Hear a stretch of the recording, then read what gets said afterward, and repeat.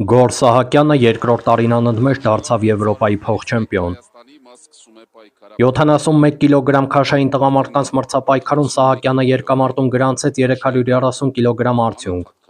Հոգում վարժությունում 150 կիլոգրամ արդյունքով ոսկե մեդալակիրն է։ Սակայն հրում վարժությունում մեկ մոտեցում հաջող կատարեց և չկարողացավ երկամարտի ոսկին նվաճել։ Այն կրկին Թուրքիայի ներկայացուցիչ Յուսուֆ Գենչինն է, որը երկրորդ տարին անընդմեջ դարձավ Եվրոպայի չեմպիոն։ Կարողացավ հավասարակշռությունը պահել, կանգնեց որ գոնե երկու փորձերից մեկ։ Իսկ եթե հիմա հաջող կատարի, նաև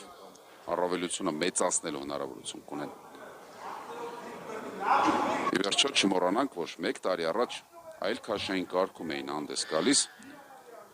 73 կիլոգրամում, հիմա 71։ Անձնական քաշը 2 կիլոգրամ պակաս է և կարող են քաշերն ավելի համեստ լինել։ Տեսնենք Գոռ Սահակյան,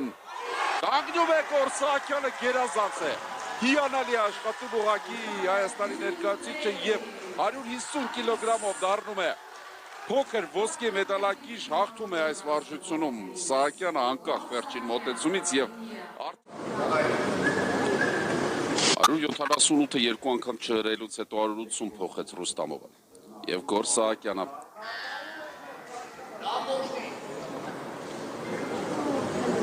սկսում է հրում վարժությունը, միանգամից առաջատարության պայքար և հրում վարժությունում և երկամարտում կանգնում է, այդքան հեշտ չէր, բայց կանգնեց Սահակյանը և վերևում մեկ ճիգ, մեկ գործողություն և նա լուրջ ֆավորիտ կդառնա, ապահովում է Գոռ Սահակյանը, ծանրաձողը գերազանց է ուղղակի աշխատում մեր ծանրոթը և 180 կիլոգրամով ստանձնում հրում վարժության և երկամարտի առաջատարությունը փառահեղ է բավարարվելու է արծաթե մեդալով ու նորից իջելու է Յուսուֆ Գենչին, բայց դրա համար չէ,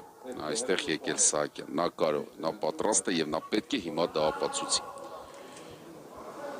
185 կիլոգրամ պայքար առաջատարության համար։ Այո, Գենչը դեռ երկու մոտեցում ունի, բայց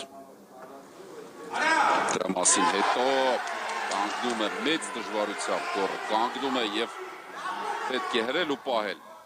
հեշտ է հնչում, բայց դժվար է իրագործել։ Ոչ, ցավոք սրտի չկարողացավ Գոռ Սահակյանը երկու անգամ հրել 185 կիլոգրամանոց ծանրաձողը և ընդամենը մեկ մոտեցմամբ Յուսուֆ Գենչը ապահովում է Եվրոպայի չեմպիոնի կոչումը երկրորդ տարին